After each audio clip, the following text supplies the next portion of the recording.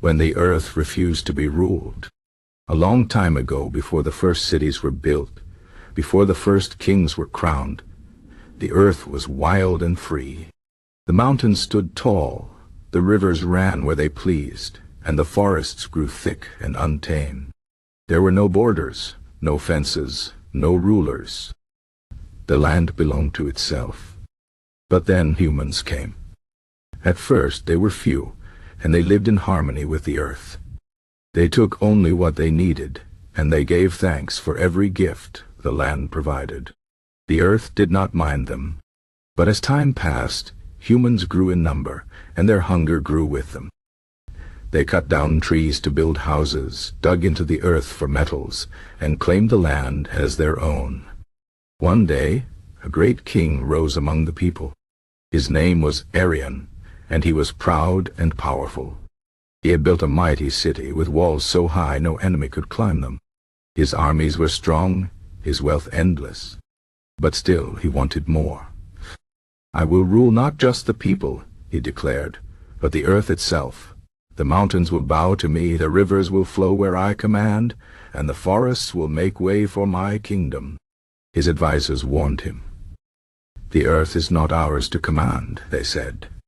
"It gives us life, but it does not serve us." But Arion would not listen. He sent his builders to carve roads through the mountains, his engineers to turn the rivers, his workers to cut down the oldest trees. The earth did not resist at first. It watched, silent, as the king's men labored.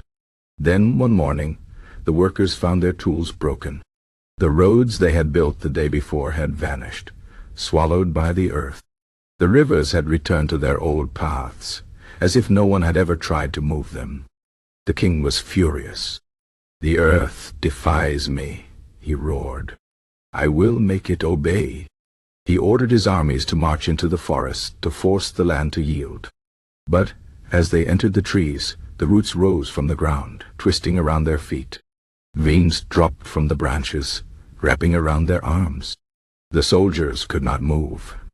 The forest held them gently but firmly, as a mother holds a child who has misbehaved. Arion, seeing this, grew even angrier.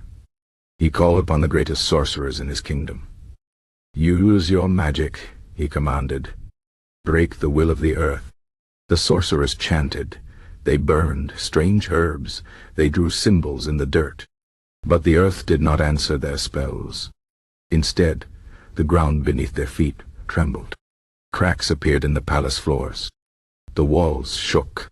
Then a voice spoke. It was not loud, but it was deep, like the roots of the oldest tree, like the heart of the deepest cave. "I am the earth," it said. "I give you life.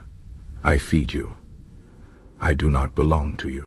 Arion, for the first time in his life, felt fear.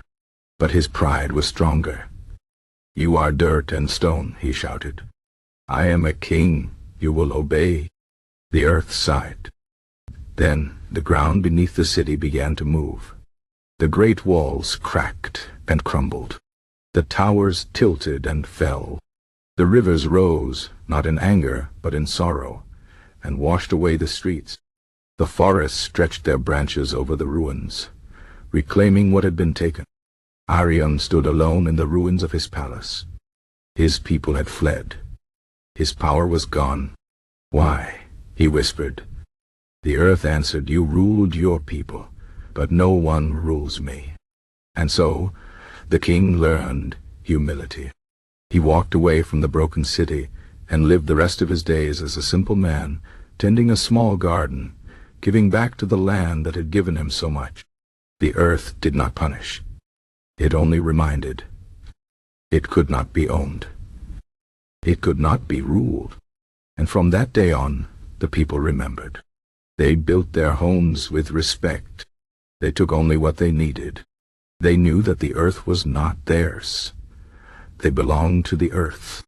And so, the land was at peace again. The mountains stood tall. The rivers ran free. The forests grew wild. And the earth was content. The end.